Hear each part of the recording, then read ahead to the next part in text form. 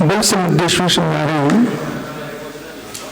कि त्रियंच जो प्राणी रहते हैं वो बहुत मानवता से बड़े होते हैं। उन्हें बहुत अंदाज रहता है मनुष्यों के साथ रहने में। मानव प्रिय ये काल का दुष्प्रभाव है कि सिंह आदि क्रूर हो गए और वो हिंसक हो गए। तृतीय काल में, भोगभूमि काल में ये सिंह आदि भी मनुष्य के साथ रहते थे, जैसे गाय हाथी रहते हैं। भोगभूमि के काल में, तृतीय काल के पूर्व, पंचम काल में नहीं, कर्म भूमि में नहीं, चतुर्थ काल में नहीं। तो जो हाथी है उसके बहुत गुण हैं। और आप देखो महावत का अंकुश भी जमीन पर गिर जाए तो सरलता उस ध्रुव को भी उठा कर दे देता है। जमीन में पड़ी वस्तु यदि कोई खाने की वस्तु देता तो केला स्वयं मुख में ले जाते हैं, और रुपया देना तो ले लेता है और सीधे ऊपर महावत को दे देता है। देखा आपने?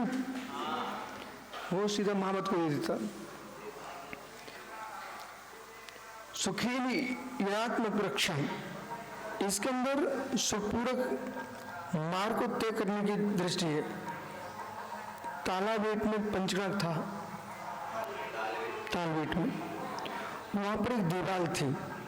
हाथी पर वो अपनी बालाबेट क्षेत्र में, बालाबेट में, तो वो अपने लेके आया और दीवार बैठ गया। एक पैर अंदर किया, फिर दूसरे पैर अंदर किया और फिर खड़ा हो गया और फिर उसने धीरे से दीवार को लांग लिया।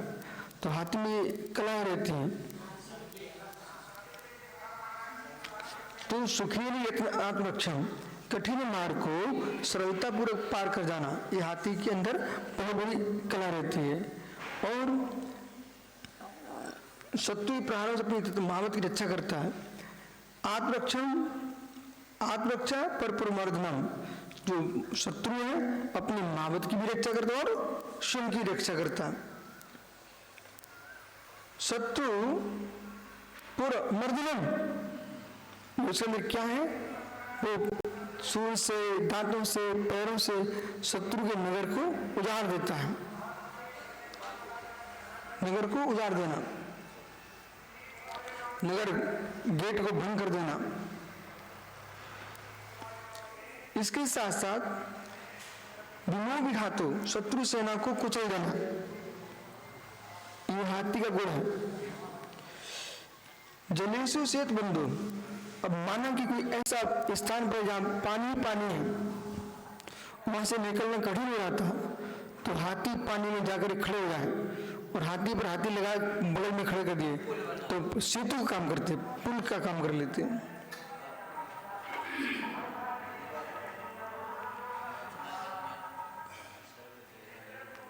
सेतु बंधु वचनानुन्यत्रम सर्वविनियतो, जो सेतु का काम कर लेता है और वचना बोलना क्या करे, वचना को छोड़ करके मात्र वचना मित्र सर्व विनोदा, वचना लाभ को छोड़ करके अपने स्वामी लिए सभी प्रकार के आनंद देने वाला हाथी होता है। बात बेचारा बोल नहीं पाता है मनुष्य जैसा, बाकी सारे काम मनुष्य कर देता है। ये हाथी की विशेषता है। अश्व बलम सैन्यस्य जंगमन प्रकारः,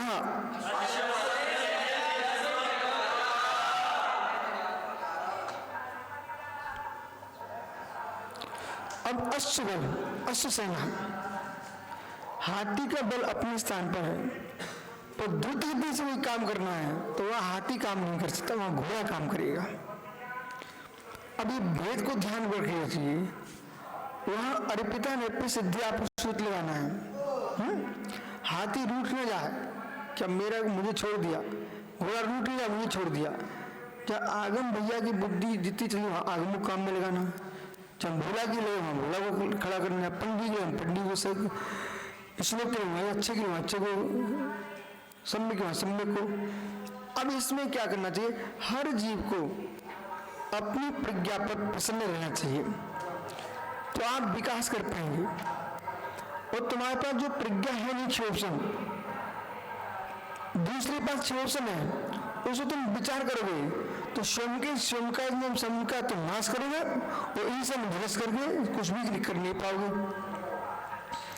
एक गुण है समझो सुलभ, कोई कर्णानुग का विद्वान है, कोई चरणानुग का है, कोई द्रव्यानुग का है, तो कोई प्रथमानुग का है।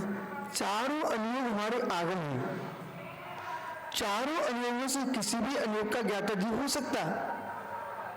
वो बिरले जीव है महापुण्यात्मा जो चारों की ज्ञाता हो, बहुत अच्छी बात है। अब माना कि कोई जीव एक अनुयोग विशेष का ज्ञाता दूसरे अनुयोग को नहीं जान पा रहा है, तो उसे दूसरे विद्वानों देकर हीन भावना नहीं जानी चाहिए, अथवा उसे ईर्षा भी नहीं करना चाहिए। यूँ सोचना चाहिए जैसे कॉलेज में, स्कूल में, विद्यालय में अनेक प्रकार के टीचर अपने अपने विषय के होते हैं, तब पूरा विद्यालय चलता है। ऐसे जिन शासन एक बहुत बड़ा विश्वविद्यालय, इसके लिए अनेक विषय के अध्यापक, विद्वानजन, मुनिजन, आचार्यगण, उपाध्यायगण, साधुजन, ये सब ब्रह्मचारी, विद्वान, माताजी, बहनें, ब्रह्मचारी अपने अपने ज्ञान के विशेषज्ञ। अब इनके अंदर कौन सी विशेषता होना चाहिए? हम अपने ज्ञान के विशेषज्ञ हैं तो दूसरे ज्ञाता का हम अभिमान से आकर के अपमान नहीं करेंगे। कोई को प्राकृत भाषा आती, कोई को संस्कृत आती, कोई को हिंदी आती, कोई को अपभ्रंश पाली आती, कोई अनेक प्रकार की भाषा पेशाची आदि आती। अपने अपने ज्ञान के विशेषज्ञ बनकर उसका आनंद लूटो, उसमें आगे बढ़िए। दूसरे देखोगे तो हीन भावना आएगी आपकी, तो उसमें झुलस जाओगे, कुछ भी नहीं पा पाओगे। खिलाड़ी हो, अपने खेल में मस्त रहो, तुम उसमें तुम विजय हासिल करो, फिर तुम मत सोचो कि मैं संस्कृत का ज्ञाता नहीं बन पाया, तुम खेल भी फेल हो जाओगे।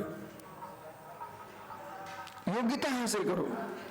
तो यहाँ अश्व सेना के लिए अश्व सेना और हस्ती सेना हस्ती सेना। अश्वलिंग जंगमन प्रकारा, घोड़ों की चतुरंग सेना का चलता फिरता भेद है। वे अत्यंत चपल और वेग से गमन करने वाले होते हैं, तो शीघ्र ही शत्रु सेना का सूचना करने के लिए, अपनी सेना में सूचना करने के लिए किसी का प्रयोग किया जाता है, तो उसमें ये वाहन तो थे नहीं, मोटर गाड़ी आदि, तो सबसे वेग से काम करने के लिए घोड़े का ही प्रयोग करना पड़ता था। और फिर घोड़े कैसे? सामान्य प्रदेश के घोड़े, सिंधु के घोड़े, ठीक है, तो वे सारे घोड़े आज भी भारतीय सेना में अनेक प्रकार के ऊंट हैं, अनेक प्रकार के घोड़े हैं, अनेक प्रकार के गज हैं और अन्य जानवर भी हैं, श्वान हैं, कबूतर हैं, मुर्गे हैं, बाज पक्षी है। तो ये पक्षियों को, पशुओं को पढ़ा के रखा जाता है। और तोते संदेश पहुंचाने का माध्यम उसमें क्या था? मोबाइल तो थे नहीं, ठीक है, कबूतर, उनके माध्यम से समाचार भेजा था। तो कितनी उनकी प्रज्ञा तेज होती थी कि वो वहीं पहुंच कर वहां समाचार देके आ जाते थे, ठीक है। शेष आगे विचार करें।